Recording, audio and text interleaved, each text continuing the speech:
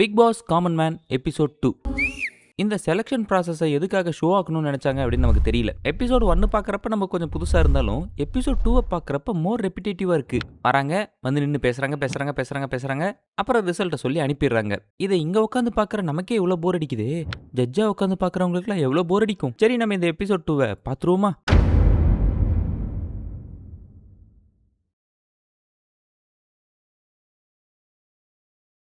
இன்னைக்குமே மாயா என்ட்ரி ஆன உடனே ஒரு பாட்டை ஒன்று பண்ணாங்க. ஜில்லு ஜில்லு ஜில்லு ஜில்லு வென்று நானே. டேய், என்னை பார்த்தா அவனுக்கு பாவமா இல்லையாடா? இன்னைக்கு ஒரு 10 பேர் வருவாங்க. அவங்கள செலக்ட் பண்றதா, ரிஜெக்ட் பண்றதா, ஹோல்டு பண்றதான்றத பார்க்கலாம் அப்படின்னு சொல்லிட்டு கண்டஸ்டன்ட்டை கூப்பிடுறாங்க. முதல்ல வந்தவங்க பேரு ஷோபா இந்திரகுமார். அவங்க என்ட்ரியை பார்த்தோமா சக்ராஸ்னால நடந்து வந்துட்டு இருக்காங்க. அவங்களோட என்ட்ரியை பார்த்துட்டு ஜட்ஜஸ் எல்லாருமே ஆச்சரியப்பட்டுட்டாங்க.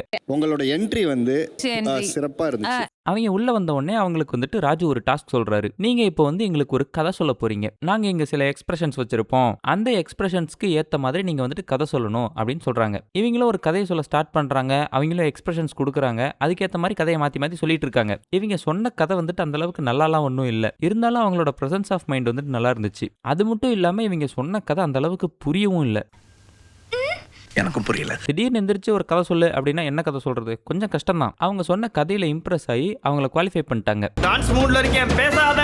அடுத்ததா வந்துட்டு தமிழரசு அப்படின்னு சொல்லி ஒரு கண்டஸ்டன்ட்டை கூப்பிடுறாங்க. அவர் வரும்போதே பிக் பாஸ் போர்டை எடுத்துக்கிட்டு வராரு. அவர் வந்துட்டு இந்த இன்ஸ்டாகிராம்ல முட்டி போட்டுக்கிட்டே நடந்து இந்த மாதிரி என்ன பிக் பாஸ்ல சேர்த்துக்கோங்க அப்படின்னு சொன்னாராம். நான் வந்துட்டு பார்த்ததில்ல. நீங்க யாராவது பார்த்துருந்தீங்கன்னா சொல்லுங்க. சோசியல் மீடியால இதை வச்சுட்டு முட்டி போட்டு அவர் வந்துட்டு அந்த முட்டி போட்டு நடந்த விஷயத்தை வச்சு ரொம்ப ஃபீல் பண்றாரு. அதை வந்துட்டு நான் பண்ணிருக்க வேணாமோ, அது ரொம்ப நெகட்டிவா போயிட்டு நான் ரொம்ப இம்மெச்சூரா பண்ண மாதிரி எனக்கு ஒரு ஃபீல் இருக்கு அப்படின்னு சொல்றாரு. உடனே நம்ம ஓவி அக்கா வந்துட்டு இப்ப மட்டும் நீங்க மெச்சூரா இருக்கீங்களா அப்படின்னு ஒரு வார்த்தை கேட்கறாங்க. அவர் உள்ள வந்து கொஞ்ச நேரம் கூட ஆகல.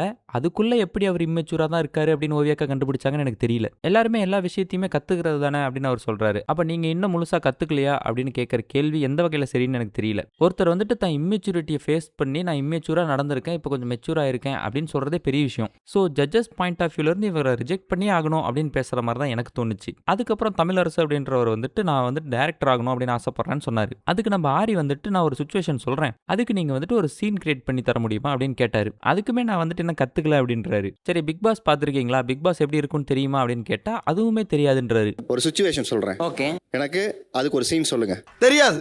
எதுவுமே தெரிஞ்சுக்காம இருக்கிற உன்னை தூக்கி நாங்கள் பிக் பாஸ்குள்ள போட்டு என்ன பண்ண போறோம் அப்படின்னு சொல்லிட்டு அவரை எலிமினேட் பண்ணிடுறாங்க. சரி, கிளம்பு. அடுத்ததா வந்துட்டு முனியம்மாள் அப்படின்னு சொல்லி ஒரு அக்கா வந்தாங்க. அவங்க என்ட்ரியை வந்துட்டு ஒரு மாதிரி பாசிட்டிவான வைப்ல வந்தாங்க. அவங்க வந்தவொடனே ராஜுவை தெரியாது அப்படின்னு சொல்லி அசிங்கப்படுத்திட்டாங்க. ஒரு அசிங்கமாய் போச்சு குமார். அவங்க வந்துட்டு பேசுறாங்க. ஜட்ஜஸ் 3 பேராலையும் பேசவே முடியல. இவங்க நம்மளையே பேச விடாம பேசிட்டு இருக்கிறாங்க. வீட்டில் இருக்கிற கண்டஸ்டன்ட் யாரையாவது பேச விட்டுருவாங்களா அப்படின்னே முடிவு பண்ணிட்டாங்களா என்னன்னு தெரியல. அவங்கள குவாலிஃபை பண்ணிட்டாங்க. இந்த முனியம்மா அப்படிங்கிறவங்க வந்துட்டு கருப்பா இருக்கிறதுனால நிறைய இன்செக்யூரிட்டிஸ் ஃபீல் பண்ணியிருக்காங்க. அவங்க அம்மாவே வந்துட்டு நீ கருப்பா இருக்கிற அப்படின்னு சொல்றத நினைச்சு அவங்க ரொம்ப ஃபீல் பண்ணியிருக்காங்க. அதுக்கப்புறம் அவங்க ஹஸ்பண்டை பத்தி பேசிட்டு இருந்தாங்க. அப்புறம் அவங்க ஹஸ்பண்ட் கிட்ட ஃபோன் கால் பேசுற மாதிரி ஒரு ஆக்ட் ஒன்று பண்ணிட்டு இருந்தாங்க. அதுலேயே ஒரு முக்கியமான விஷயம் நான் நோட் பண்ணேன். அந்த அக்கா ஏஐ மாதிரி பேசினாங்க. நீங்க இந்த பிக் பாஸ் டைட்டில் ஏன் ஜெயிக்கணும்னு ஆரி கேட்டாரு. சார், நீங்க சொல்ற கேட்குற கேள்வி சரியான கேள்வி. இந்த சாட் ஜிபிடி கிட்டலாம் போயிட்டு ஏதாவது ஒரு கேள்வி கேட்டா நீங்கள் கேட்டது ரொம்ப சரியான கேள்வி, இப்போ நான் அதுக்கு பதில் சொல்கிறேன் அப்படின்ற மாதிரி ஒன்று சொல்லும்ல, அந்த மாதிரி வந்துட்டு பேசிகிட்டு இருக்கிறாங்க. சரியில்லையே. இப்போ வந்துட்டு குவாலிஃபை ரிஜெக்ட்னு போயிட்டு இருக்கா. அடுத்த கண்டஸ்டன்ட் வரும்போது ஹோல்டு கொடுத்துருவாங்களோ அப்படிங்கிற ஒரு டவுட் இருந்துச்சு. அந்த டவுட்டோட தான் நான் அடுத்த கண்டஸ்டண்ட்டை பார்த்தேன். சரண்யா அப்படின்னு ஒரு கண்டஸ்டன்ட் வந்தாங்க. அவங்களும் வந்துட்டு பேசுகிறப்ப நான் வந்துட்டு ரொம்ப ஸ்ட்ரெயிட் ஃபார்வர்ட் அப்படின்னு அவங்க சொன்னதும் ஆரி வந்துட்டு ஒரு கேள்வி கேட்குறாரு. நீங்கள் ஸ்ட்ரெயிட் ஃபார்வர்டாக இருக்கிறீங்க, சரி, இப்போ இந்த இடத்துல நாங்கள் 3 பேர் ஜட்ஜாக உட்காந்துட்டு இருக்கிறோம்ல, இதில் வந்துட்டு யார் ஜட்ஜுக்கு தகுதியே இல்லை அப்படின்னு நீங்கள் நினைக்கிறீங்க அப்படின்னு சொல்லிட்டு கேட்குறாரு. அதுக்கு உடனே ராஜு இருந்துகிட்டு இப்போ அந்த பிள்ளை என்ன கை காட்டணும், அதானே உங்கள் ஆசை அப்படின்னு சொல்கிறாரு. அதுக்கேற்ற மாதிரி அந்த பொண்ணு ராஜுவை சொல்லுது. ஏன் எதுக்கு தகுதி இல்ல? உன்கிட்ட 2-3 கேள்வி கேட்டதுக்கா? அதுக்கெல்லாம் நீ சரிப்பட்டு வர மாட்டே. ஏன் ராஜுவை நீங்க ஜட்ஜுக்கு தகுதி இல்லைன்னு நினைக்கிறீங்க அப்படின்னு சொல்லி கேட்டதுக்கு, இல்ல அவர் சீசன் பாக்குறப்ப வந்துட்டு அவர் சேஃப் ஜோன்லயே இருந்த மாதிரி இருந்துச்சு அப்படின்னு அந்த பாப்பா சொல்லுது. அவங்களுக்கு வந்துட்டு ஒரு டாஸ்க் வைக்கிறாங்க. ஒரு பொட்டி இருக்கு, அந்த பொட்டியில ஒரு பூட்டு இருக்கு, அந்த பூட்டுக்கு ஏற்ற சாவியை நீங்க கண்டுபிடிக்கணும் அப்படின்றாங்க. அவங்களும் வந்துட்டு ஏகப்பட்ட சாவியை ட்ரை பண்ணி பார்த்தாங்க.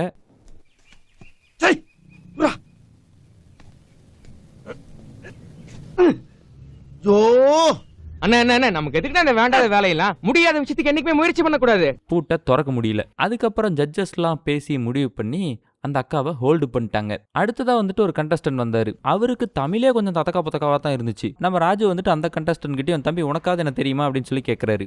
தெரியும், நீங்க சீசன் 1ல வந்திருக்கீங்க, பாத்துருக்கேன் அப்படின்றாரு. அவ தலைவன் எந்த பிக் பாஸையும் பார்க்கல. அவருக்கு வந்துட்டு ஒரு டாஸ்க் கொடுத்தாங்க. முன்னாடி நிறைய பம்பர மிட்டாய் பள்ளி மிட்டாய்லாம் வச்சு இதை கொண்டு போய் வித்துட்டு வாப்பா அப்படின்னாங்க. அவருக்கு அதுல இருக்கிற எந்த பேருமே வந்துட்டு தெரியல. அவருக்கு தமிழும் கொஞ்சம் அடி வாங்குது அப்படின்ற காரணத்தினால நீங்க வந்திருக்கிறது பிக் பாஸ் தமிழுக்கு, ஆனா உங்களுக்கு தமிழே தடுமாற்றமா இருக்கிற காரணத்தினால நீங்க வந்துட்டு உங்களோட பயணத்தை முடிச்சுக்கோங்க அப்படின்னு சொல்லி அனுப்பிடுறாங்க. ஆப்பு வெச்சிட்டாலே ஆப்பு. அடுத்ததா சிவா அப்படின்ற கண்டஸ்டன்ட் ஒருத்தர் வந்தாரு. அவர்கிட்ட வந்துட்டு நம்ம ஆரி உங்களுக்கு என்ன திறமை இருக்கு அப்படின்னு சொல்லிட்டு கேட்டாரு. நான் வந்துட்டு நல்லா ஆக்டிங் பண்ணுவேன் அப்படின்னு சொன்னாரு. அப்ப நீங்க ஆக்டிங் சைட் போயிருக்கலாமே, நீங்க எங்க வந்தீங்க அப்படின்னு ஆரி கேட்டாரு. இது கொஞ்சம் சஸ்பீஷியஸா இல்ல எனக்கு இருக்கு. இவரை ரிஜெக்ட் பண்ணிடுவாங்க அப்படின்னு சொல்லி நான் அந்த இடத்துலயே முடிவு பண்ணிட்டேன். ஏன்னா அவருக்கு ஆக்டிங் பிடிக்கும், நான் ஆக்டிங் பண்ணுவேன் அப்படின்னு சொன்னார்னா நீ ஏதாவது நடிச்சு காட்டு அப்படின்னு சொல்லியிருக்கலாம். என்னன்னா பிக் பாஸ்குள்ள வரதே வந்துட்டு ஒரு ஃபேஸ் எக்ஸ்போஷருக்காக தான். ஆனா எனக்கு ஆக்டிங் பிடிக்கும் அப்படின்னு சொல்ற ஒருத்தர்கிட்ட நடிச்சு காட்டு அப்படின்னு சொல்றது தானே சரியா இருக்கும். நீங்க ஆக்டிங் ட்ரை பண்ணலாமே அப்படின்னு சொன்னா ட்ரை பண்ணி முடியாம தானே அவருக்கு பிக் பாஸ்க்கு வந்து ஃபேஸ் எக்ஸ்போஷர் கிடைக்கும் அப்படின்னு வந்திருக்காரு.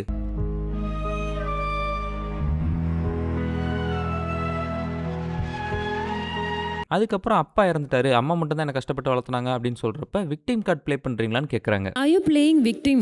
அவர் அப்பா இல்ல அப்படின்னு சொல்லும்போது ஆரி வந்துட்டு உங்க ஃபுல் பயோடேட்டா இங்க இருக்கு அப்படின்றாரு. அப்போ வந்துட்டு அவர் அப்பா இல்லன்னு பொய் சொல்றாரு நாங்க எடுத்துக்கணுமா? அவருக்கு வந்துட்டு என்ஜர்னி கொடுத்து அனுப்பிட்டாங்க. அடுத்த கண்டஸ்டன்ட்டா வந்துட்டு டார்வின் அப்படின்னு சொல்லிட்டு ஒருத்தர் வராப்ல. அவரு உள்ள வந்துட்டு அவரு சூப்பரா பேசுறாரு. ஆனா ஒரு சிலருக்கு அவர் பேசுறத வந்துட்டு பார்த்தோம் அப்படின்னா கொஞ்சம் ஓவர் ஆக்டிங் பண்ற மாதிரி தெரியலாம். இவர் வந்துட்டு பார்த்தோமா வெல் ப்ரிப்பேர்டா வந்த மாதிரி தான் எனக்கு தெரியுது. உங்களை பத்தி சொல்லுங்களேன் அப்படின்னு சொல்லி ஆரி கேட்கறாரு. நான் வந்துட்டு இந்த உலகத்துக்கு வரத்துக்கே ரொம்ப போராடி தான் வந்தேன். நான் அபார்ஷன் பண்ணிடலாம்னு சொன்னாங்க. என் தாத்தா தான் வந்துட்டு சண்டை போட்டு என்ன பெத்துக்க சொன்னாரு. நீங்க எப்பவுமே இப்படிதானே இந்த மாதிரி ஆக்ஷன் பண்ணிட்டு தான் பேசுவீங்களா அப்படின்னு சொல்லிட்டு ராஜு கேட்கறாரு. இல்ல நான் வந்துட்டு இப்ப கம்மியா பண்றேன், ஆனா இதை விட அதிகமான பாடி லாங்குவேஜோட தான் நான் பேசுவேன் அப்படின்னு அவர் சொல்றாரு. லாரி பின்னாடி நிக்குது. லாரியா? ஆமா. இப்ப இவரோட டாஸ்க் என்ன அப்படின்னு சொல்லி பார்த்தோமா, பொட்டிக்குள்ள நிறைய பொருட்கள் வச்சிருப்பாங்க. அதை எல்லாத்தையுமே மெர்ஜ் பண்ணி ஒரு கதை சொல்லணும். அடுத்து என்ன வரும்னு தெரியாது, அந்த பொருளுக்கு ஏத்த மாதிரி கதையை வந்துட்டு மாத்திக்கிட்டே இருக்கணும். எனக்கு வந்துட்டு இவர் சொன்ன கதை வந்துட்டு ரொம்பவே பிடிச்சிருந்துச்சு. ஃபர்ஸ்ட் ஒரு அக்கா வந்தாங்கல்ல, அவங்க சொன்ன கதை எனக்கு பெருசா பிடிக்கவும் இல்லை, புரியவும் இல்லை. ஆனா இவரு சொல்ற கதை நல்லா இருந்துச்சு, பிடிச்சிருந்துச்சு. இப்ப ஆரி வந்துட்டு குதர்க்கமா ஒரு கேள்வி கேட்கிறாரு. உங்க தலையில எவ்வளவு முடி இருக்கு அப்படின்னு சொல்லி கேட்கிறாரு. 2,32,250.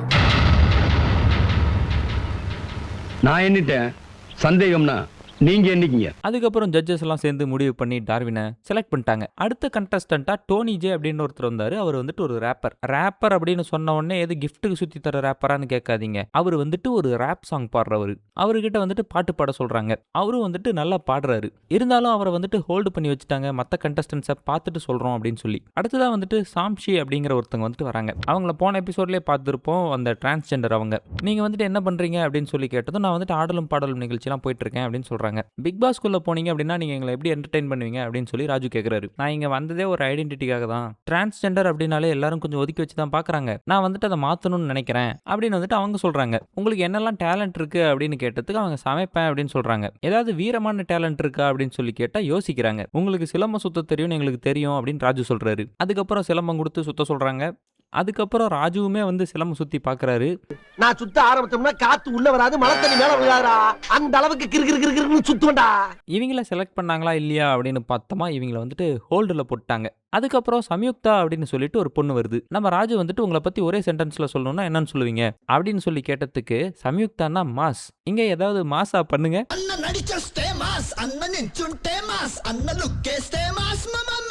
இந்த எபிசோடே போரா போயிட்டு இருக்குது அப்படின்னு அவங்களுக்கே தெரிஞ்சிருக்கு. அதனால ஜட்ஜஸே காமெடி பண்ணலான்னு பண்ணிட்டு இருக்காங்க. அவன் சாதாரண ஆள் இல்ல, சம்யுக்தாடா. சம்யுக்தா. சரி நீங்க லைஃப்ல ஏதாவது மாசா பண்ணிருப்பீங்கல்ல, அதை சொல்லுங்க அப்படின்னு சொல்லி கேட்கறாரு. அதுக்கு அவங்க வந்துட்டு ஒரு கதை சொல்றாங்க. நானு எங்க அப்பா அம்மா எல்லாம் ட்ரெயின்ல போக இருந்தோம். எங்க டிக்கெட் வந்துட்டு வெயிட்டிங்ல இருந்துச்சு. நாங்க துண்டு போட்ட சீட்ல வந்து ஒருத்தன் உட்காந்துட்டான். சார் எந்திரிங்க சார், நான் துண்டு போட்ட இடம் நான் சொன்னேன். கிளம்பிங்க இருந்து அப்படின்னு சொல்லிட்டாங்க. எனக்கு கோவம் வந்துருச்சு. கிளம்பிட்டீங்களாக்கா?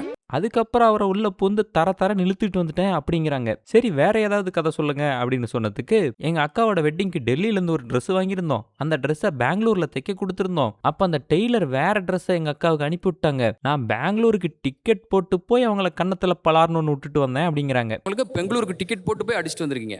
அதுக்கு ஆரி தரமா ஒண்ணு கேட்டாப்ல, இப்ப இந்த இடத்துல வந்துட்டு நான் இறங்கி வந்து உங்களை அடிக்கிறேன், அதுக்கு பேர் மாசா அப்படின்னு கேட்கறாரு. நம்ம ராஜு வேற சும்மா இல்லாம எங்க மாசா நில்லுங்க பார்க்கலாம் அப்படிங்கிறாரு. அதுக்கு நம்ம ராஜு வந்துட்டு சொல்றாரு, நீங்க வந்துட்டு ஒரு 22 வயசுலேயே தனியா கஷ்டப்பட்டு ஒரு ரெஸ்டாரண்ட் வச்சிருக்கீங்கல்ல, அதுதான் மாஸ் அப்படிங்கிறாரு. உடனே அந்த பாப்பா நான் மறந்துட்டேன் அப்படிங்குது. என்ன ரெஸ்யூம்ல ரெஸ்டாரண்ட் வச்சிருக்கேன்னு சொன்னதை மறந்துட்டியா பாப்பா? அதுக்கப்புறம் கலந்து பேசி இவங்கள ஹோல்டு பண்ணிட்டாங்க. இது வரைக்கும் பிக் பாஸ் வீட்டுக்குள்ள செலக்ட் ஆனது அப்படின்னு பார்த்தோமா, மொதல் எபிசோட்ல ததீஸ்வரன், இந்த எபிசோட்ல ஷோபா, முனியம்மாள், டார்வின், மொத்தமா 4 பேரை செலக்ட் பண்ணிருக்காங்க. ஹோல்டுல வந்துட்டு ஒரு 3 பேரை வச்சிருக்காங்க. இதுக்கப்புறம் அடுத்த எபிசோட்ல என்ன நடக்க போகுது அப்படிங்கறத அடுத்த வீடியோல பார்க்கலாம். பாய்.